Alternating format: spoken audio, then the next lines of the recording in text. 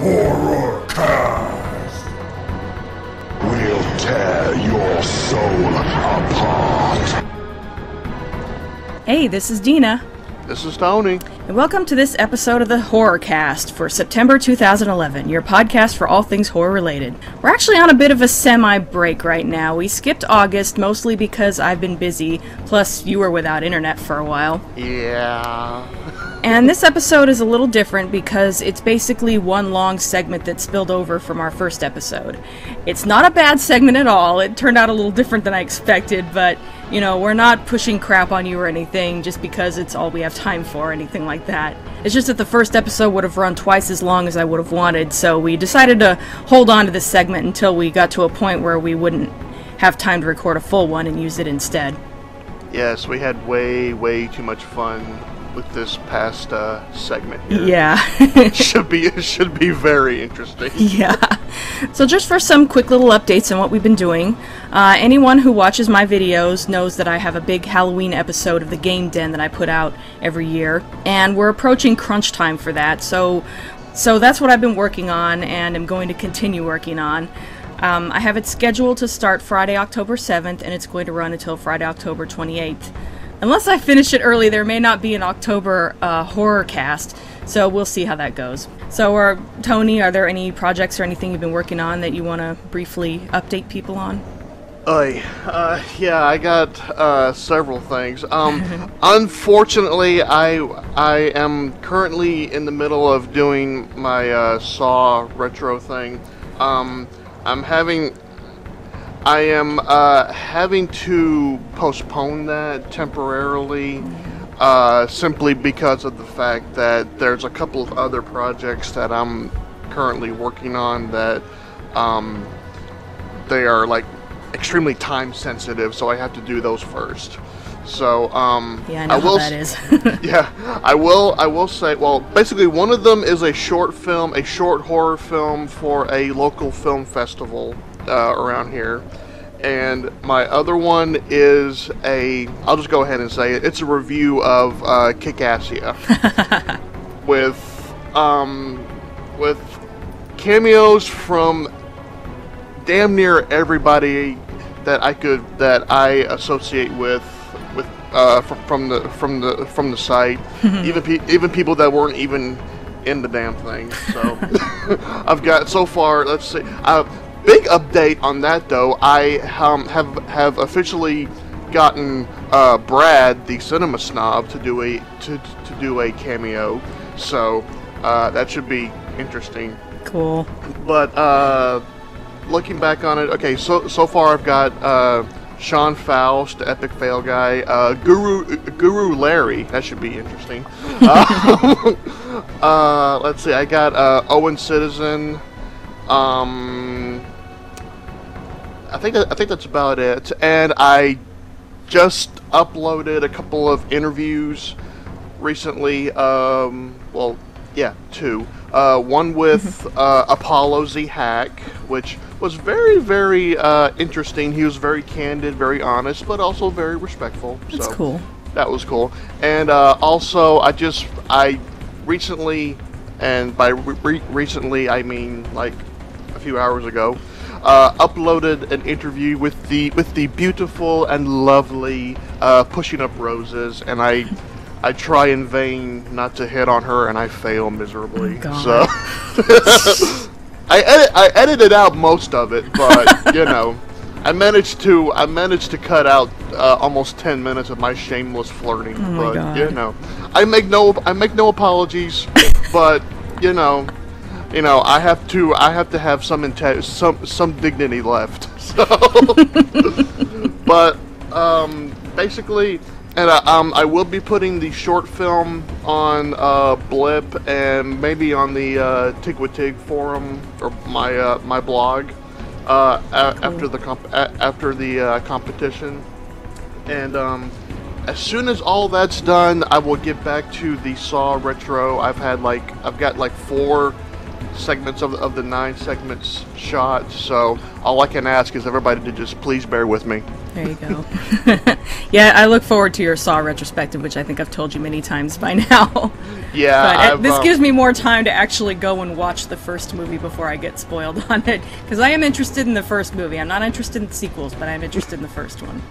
Yeah, my favorite is I think the second one, just because like it's just basically it's like in the beginning with the conversation with Jigsaw and Detective Matthews.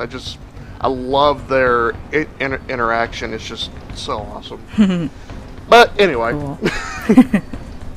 Okay, well, I'll post links to everything below. Alright, awesome.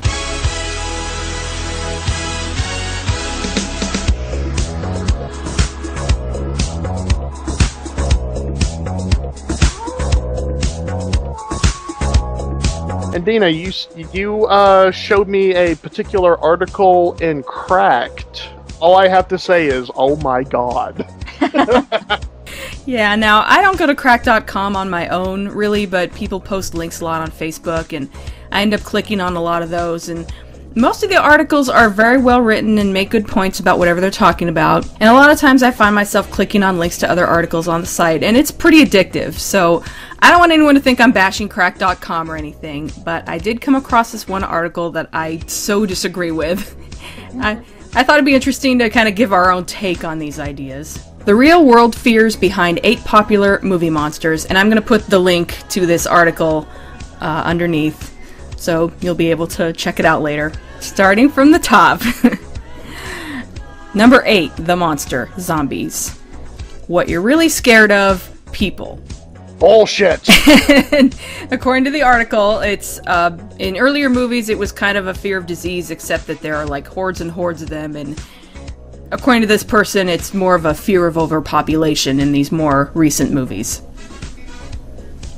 Yeah, there is one thing about this article I do agree. I do agree with, especially with the first one. When it talks about overpopulation, the next sentence is, humans, especially stupid humans, are making way too many babies, and it's starting to get crowded in here. I agree with that part. That's it. Yeah, I don't know. To me, it's still a fear of disease. I don't know. Personally, I don't find zombie movies all that scary because just zombies are so like slow and stupid.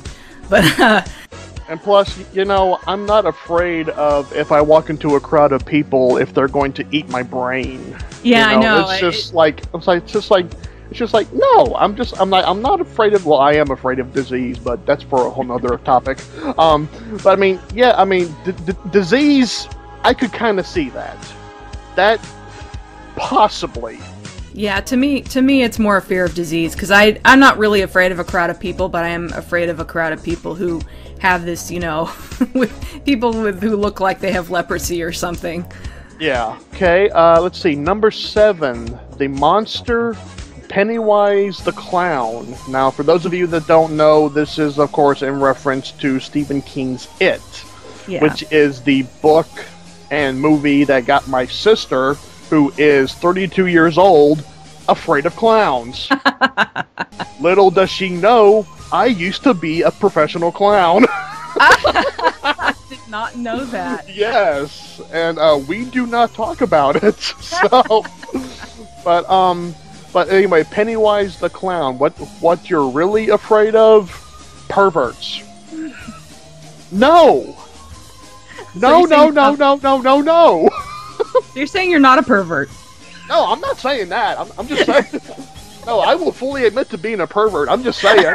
I'm just saying that when I think of clowns, pervert is not the first thing that pops in my head. The first thing that pops in my head are these people that, for some reason, have a wild hair up their ass to make their clown face look like it's fucking frozen.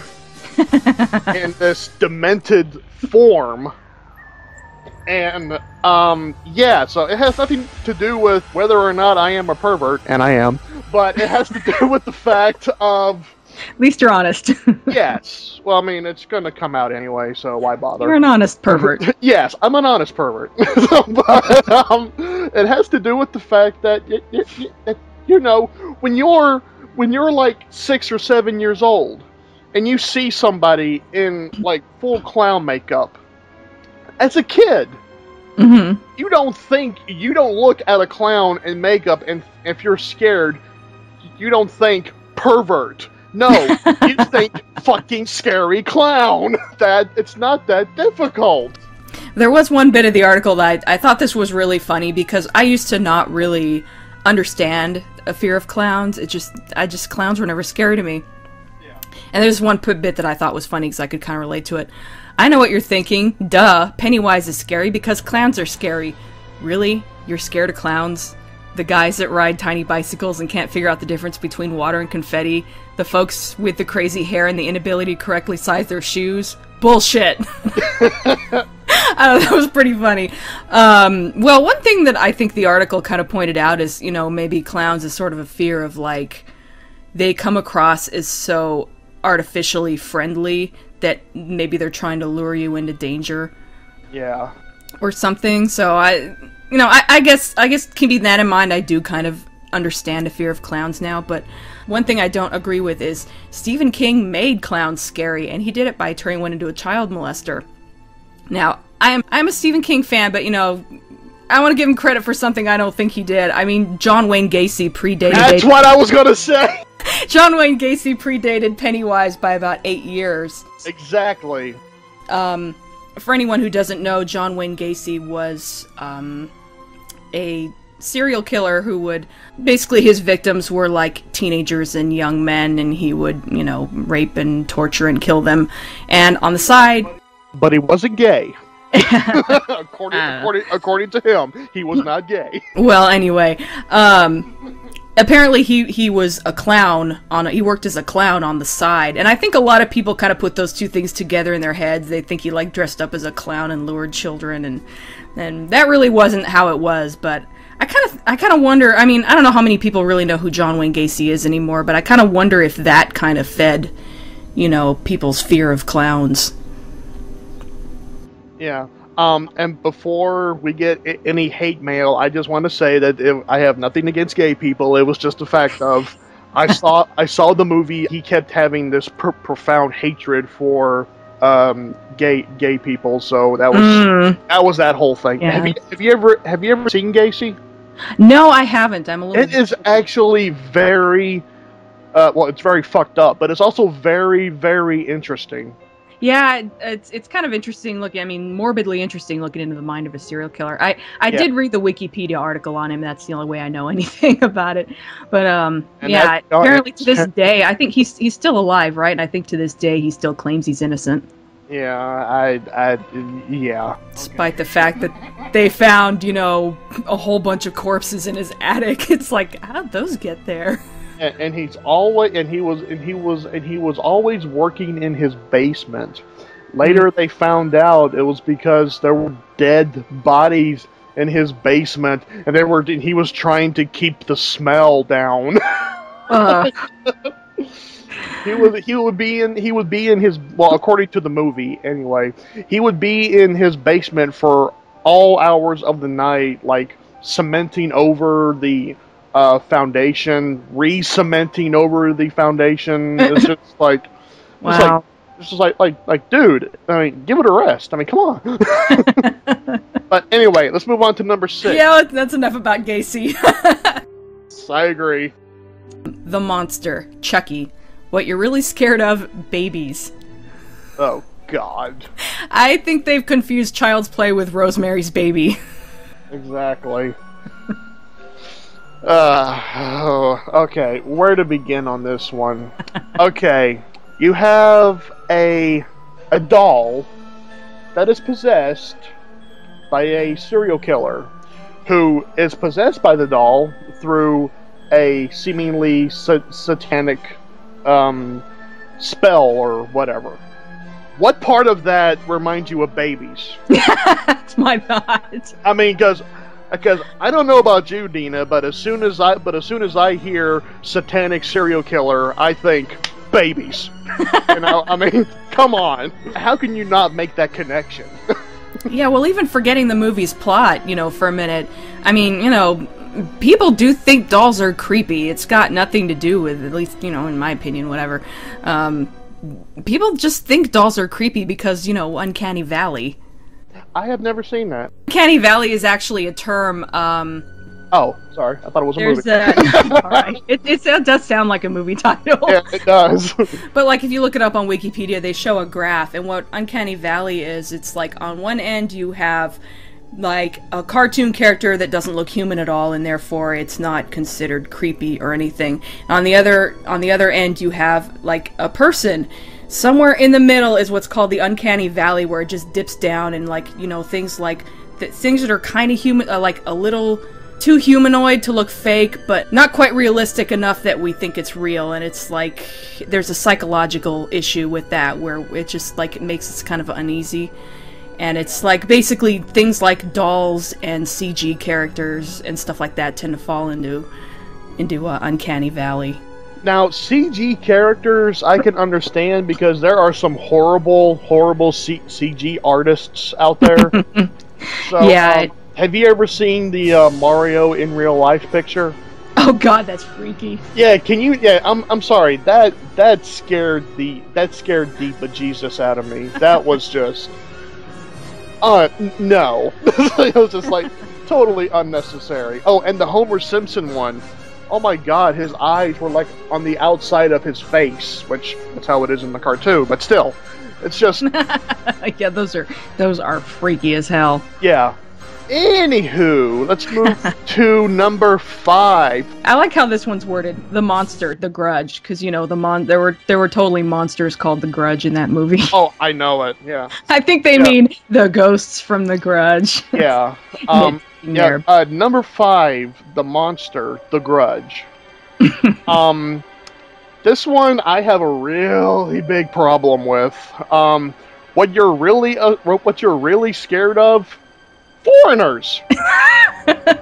So basically, everybody listening, if the girl from the Grudge scared you, guess what? You're racist. Yeah, sorry to inform you, but you're a racist. Yeah, which I call the biggest pile of bullshit I can possibly muster onto this. Even in the crappy American version, the girl's just fucking creepy. I could give two shits if she's Asian or Lebanese or whatever. An American can do that. She'd still be fucking creepy.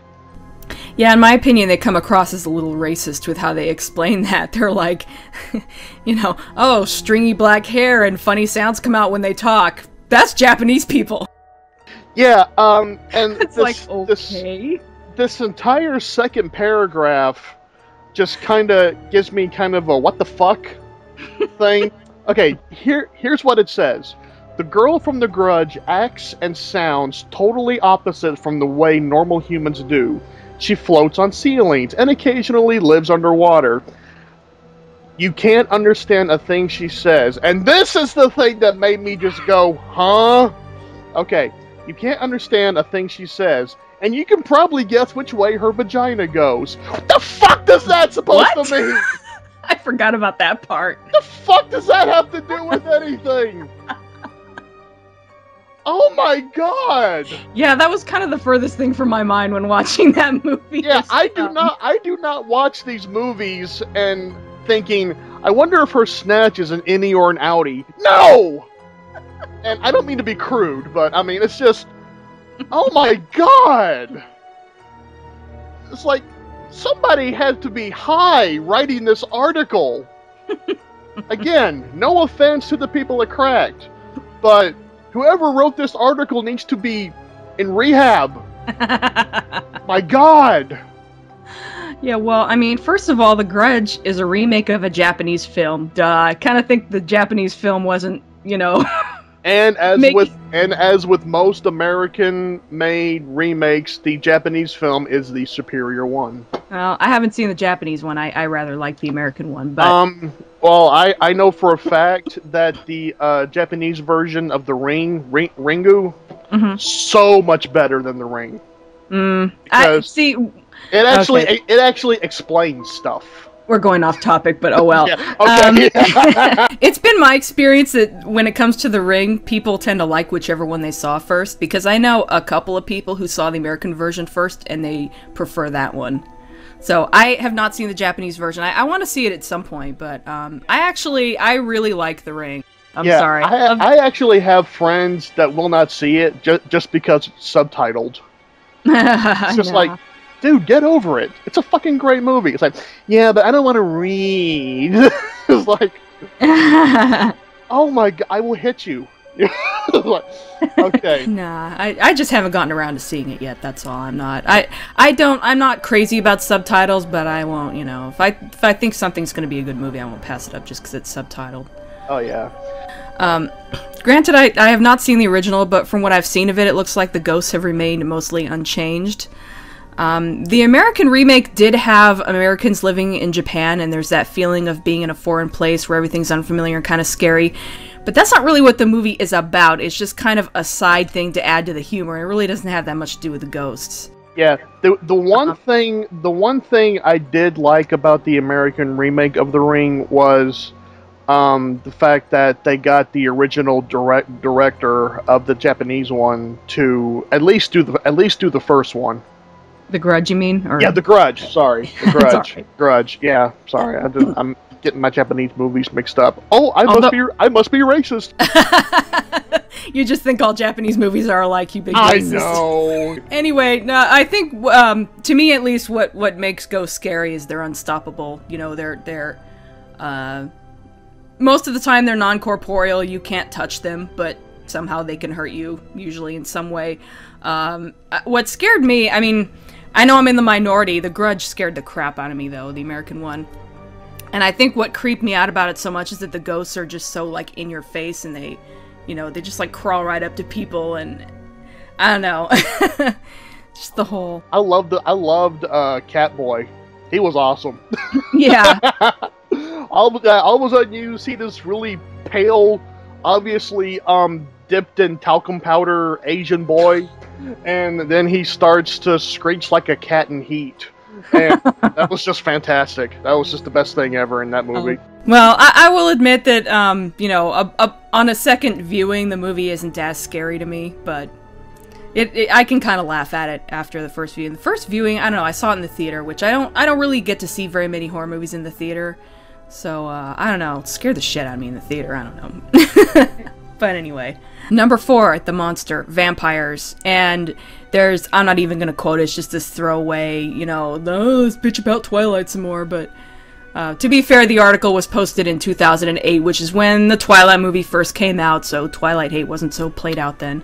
But if to take it seriously, like, what do you think makes vampires scary?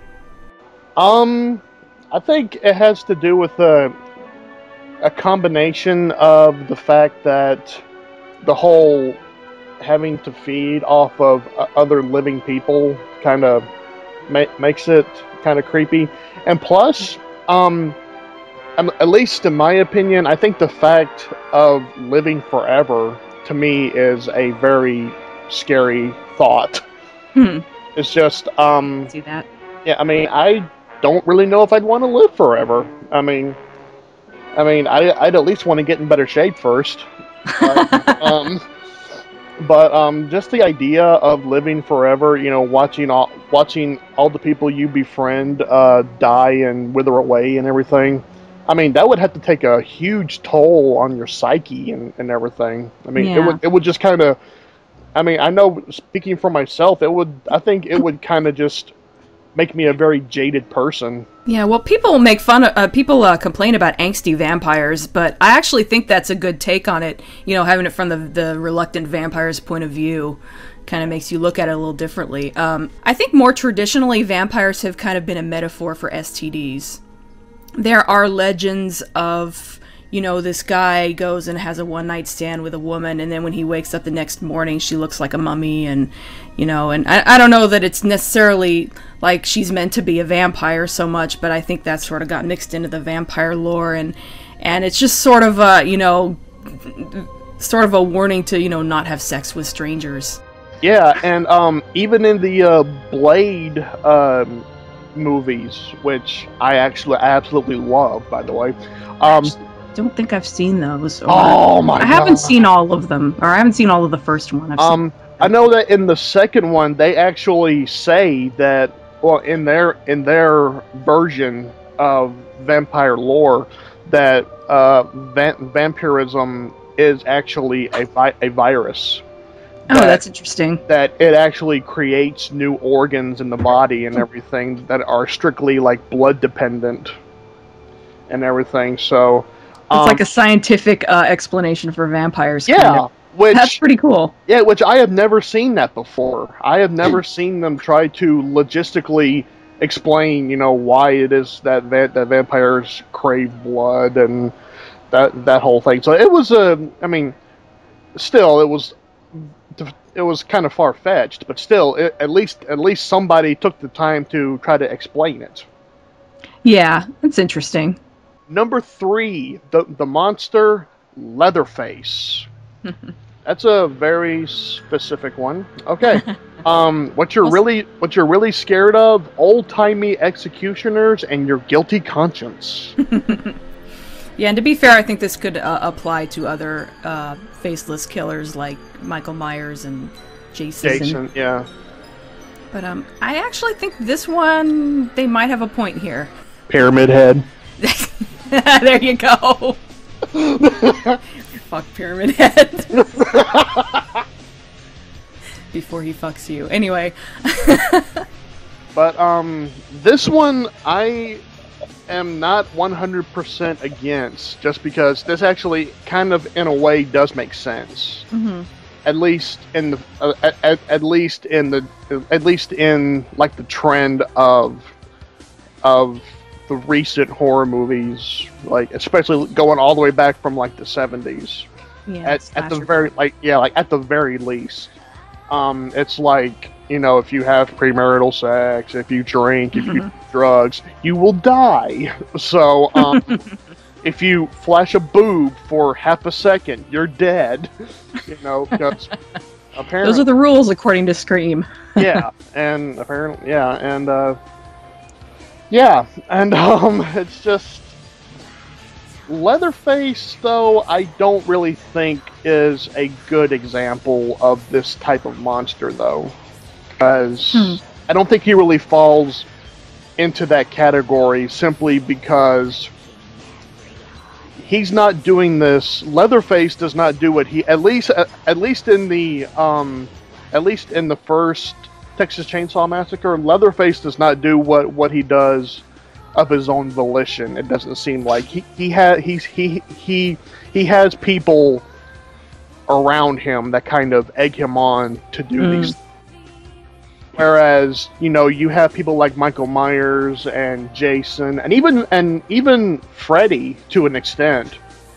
Granted, he's not exactly the strong silent type, but those killers like that, they don't need somebody to hold their hand and tell them to do it.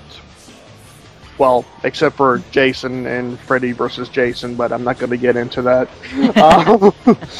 But yeah, they don't need someone to go tell them to kill these people. It's like okay, it's like in like Jason's case, it's like okay, these people are trespassing on my stomping grounds, so they must die. For Mike Myers, it's just he's kind of a generic, like just a generic escaped mental patient with a white Captain Kirk mask. But there's a method to his madness in a way. Yeah. And it's just it doesn't really. It's like I said, I don't think Leatherface is a good representation of people in this category. I think they're not so much going by the movie's plot, just as how he comes across on the surface. So, granted, I have not really... I mean, I've seen Texas Chainsaw Massacre, not in a very, very long time. I can't really speak to whether or not it's appropriate as far as the story, But I do think he has kind of that whole faceless killer thing going on, and the fact that you can't see their expressions can kind of add to the creepiness. Oh yeah, yeah. The fact that you can't see like how they're reacting is part of the allure. I think it's kind of what amplifies their horror factor. I guess it's just the fact that you don't know what this person is thinking. So yeah, well, it's what it does is I think it takes away their humanity, and it takes away any feeling that maybe you can reason with them or anything. Yeah. It's like being attacked by an animal or a robot or something. Yeah. Number 2, the monster. Everything in Hellraiser. Oh yeah. What you're really scared of? Sex and herpes. Bullshit. Okay, I've watched at least 4 of these movies, and I'm sorry, even though they are dressed up in, like, stretched out, torn up bondage clothes, the first thing I think of is sure as hell not sex. I think of, holy shit, there's a guy with nails in his face that can pretty much do whatever he wants, and if I'm not careful, will stretch out my skin and make me explode. Oh, shout out to the first Hellraiser. But no, I don't agree with this at all. I mean, I think whoever did this is just way off the mark here. It's just, I find it kind of funny how they mention herpes in particular. Well, to quote the article, they say a lot of the monsters in Hellraiser look like personified stages of herpes. Okay, that... maybe they look at the open wounds on the Cenobites and they think of herpes. I don't know. Okay, that's on them. I mean, honestly, when I see the Cenobites, I don't think of like that guy's herpes is flaring up. No, I think of it. I think of it as a severely. Dude, put some ointment on that thing. I know, but when I see the Cenobite, I think of a severely twisted and mutilated version of the person that they used to be. Yeah, I mean, I remember. Not somebody with a fucking flare-up. Where have I... Somewhere I've heard them described as twisted caricatures of humanity. I think it was an old Fangoria article. I don't even know why I remember that, but... Yeah. I think that's an interesting way to describe them. As far as the franchise in general, I disagree, but... The first movie was about a couple of sexual deviants who get into a lot of trouble because they can't get enough, so I think maybe the first movie's plot could kind of have to do with fear of, you know, STDs or other things that could go wrong as far as promiscuity. But yeah, I don't think the Cenobites themselves really relate to that. I think sometimes this person gets the movie's plot confused with the actual monsters. Yeah, I think that this is more of whoever wrote this. I think that this might be their interpretation as opposed to what it actually is, but yeah, you know. Okay, and the number 1 real world fear behind the popular monster, I raged hard over this one. Yeah, is The Thing. What you're really scared of? Messed up scary ass shit. And they show a picture of what I like to call Head Spider from the movie. And now, sometimes there doesn't have to be a secret, deeper level. This is just fucking scary. Exactly. Now, I cannot really comment a whole lot on this as I have not seen The Thing. I've played the game. Mm-hmm. That was just, swear-tastic. But apparently that was like after the movie or something or whatever. But I cannot really say too much about it just because I've never seen it. So well, the thing is, they're talking. Well, see, I did see The Thing kind of recently, and they're talking about a form the monster takes for something like 30 seconds during like a 2-hour-long movie. And I get that this is supposed to be a gag, but I think they picked the worst possible movie to do this with. Like I said, I've seen it recently, and it's not like a massive gore fest with monsters left and right. It's actually mostly psychological horror. The enemy is this creature that can take the form of anyone around you, and it can do it nearly flawlessly. So any of you could be the enemy in disguise. That's paranoia fuel, and that's what the movie is about, and that's what makes the thing scary. The freaky forms it takes are really just the icing on the cake. So that's very much missing the point of the movie, I'm sorry to say. Yeah, I really can't comment on this one because I have nothing to say. You should watch it. It's oh yeah, I mean, I fully intend to, but all I have to say, all I have to say is, poor dogs. Those poor dogs. But I will say, if you're not easily offended by colorful metaphors, I would recommend you play the game on the PlayStation 2 and Xbox because while it is completely craptastic, it is fun. It is entertaining. I actually own the game, but I have not played it yet. I've kind of heard, like, from some sources it's really awesome, and then from others that it sucks, so I don't know, but I should really... I actually got to watch Spoonie's review of it. Yeah, that's one of the sources I was talking about. Yeah, one source who shall not be named. Spoonie? Damn it! But, yeah, I saw Spoonie's, video about it. I thought it was hilarious. It was funny. It was funny. It disappointed me though, because I thought I had heard elsewhere that the game was really good, but you know, I don't always agree with Spoonie anyway. I seem to recall, I never watched his Let's Play of Deadly Premonition, but I hear that he's not a fan of that game. But I played Deadly Premonition. I loved what I played of it. So yeah, well, he actually was doing a Let's Play of it, and abandoned it for months, and he's apparently going back to it now because he just has to finish. He feels this need to finish it. I just figured it was because fans bugged him about it so much, and he finally went, "Okay, I'll do it." Yeah. I'm still trying to get him to do a video on Highlander, but that's just me. But anyway, okay, so to wrap up here, if you are scared of zombies, guess what? You're afraid of people, apparently. If you're scared of clowns, you are scared of perverts.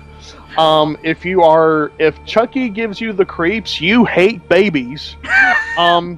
If you hate the girl from The Grudge, you hate other minorities. You're racist. Yes. If vampires scare you, apparently according to this article, you are a pussy. If Leatherface or any of those type characters scare you, you have a very guilty conscience, apparently. If you are scared of anything from Hellraiser, you have herpes. More like you're afraid of herpes, but okay. In which case I should go to the doctor then, because Hellraiser scares the shit out of me. And if you're scared of Spiderhead, then you're just scared of messed up, scary ass shit. So I hope we've been informative. This whole segment came out a lot more snarky than I intended. I really intended to just kind of have a little discussion about, let's talk about what we think it is, and we end up just being total assholes about it. No, we're going to be serious. Fuck that. Let's tear this article a new one. Come on. I feel a little bad now. Well, on that interesting note. Until next time, try to enjoy the daylight. The fuck does that have to do with anything?